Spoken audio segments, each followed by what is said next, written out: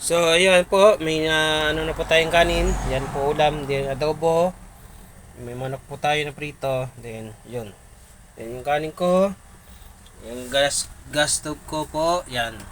So, kain mo tayo. Then, pray muna po tayo. Ama namin sumasalangit kas. Maraming salamat po, Lord, sa biyayang binibigay niyo po sa amin at sa pamilya ko po. Maraming salamat po sa pagkain, sa araw-araw po. Ilayo nyo po kami sa mga kapamakan at bigyan nyo po kami ng lakas at tapang sa araw-araw. Lord, sana po pagalingin niyo po ang aking misis ko po sa lahat ng karamdaman niya po. Maraming salamat po sa lahat ng biyayang binibigay niyo po sa amin. At nagpapasalamat po ako sa araw-araw na binibigay niyo po sa amin ng pagkain. Amen. Kain po tayo, guys. Yan po. So, yun. So, yung adobo, salin natin.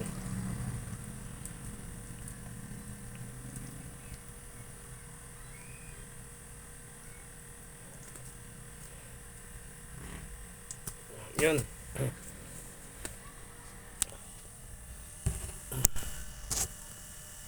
Yan po, kain tayo, guys, ha. Thank you, Lord, sa biyaya niyo pong binibigay pa sa amin. Subo.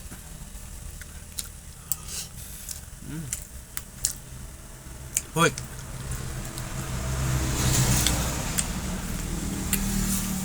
Bagong luto yung kanin, sobrang init.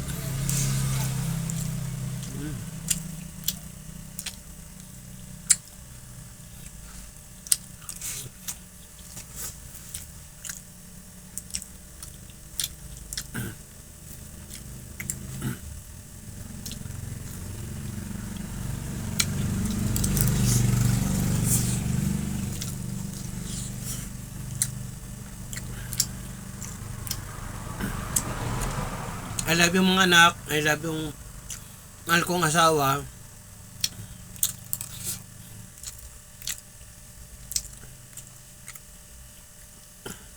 I miss you.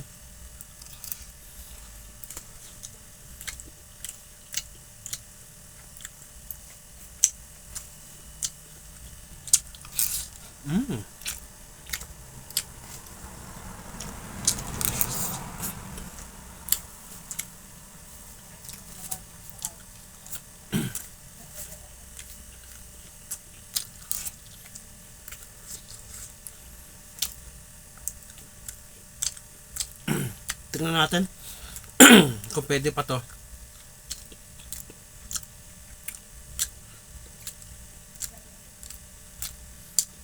Actually, yung itong embutido na to, kapon pa to.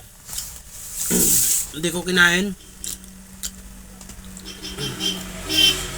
Gawa nung nagtipid ako eh. Kinain ko muna kapon is itlog. Nilaga, tapos itong kanin. Tapos sabi ko ngayon, ito ulamin ko ngayong embutido sa kayong manok na binili ko ron sa Naga. 10 piso lang po itong chicken. 10 pesos ang isa, tapos yung embutido 10 pesos din. Sobrang tipid po. Napaka mura po ang pagkain.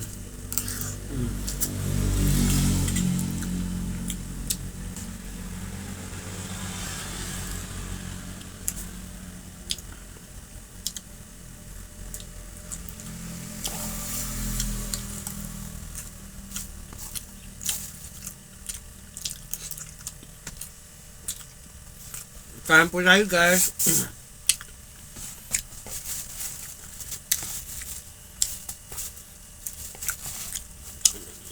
Pakipalo po ang aking page and subscribe na rin po kayo. Maraming salamat po. Ingat po kayo, guys.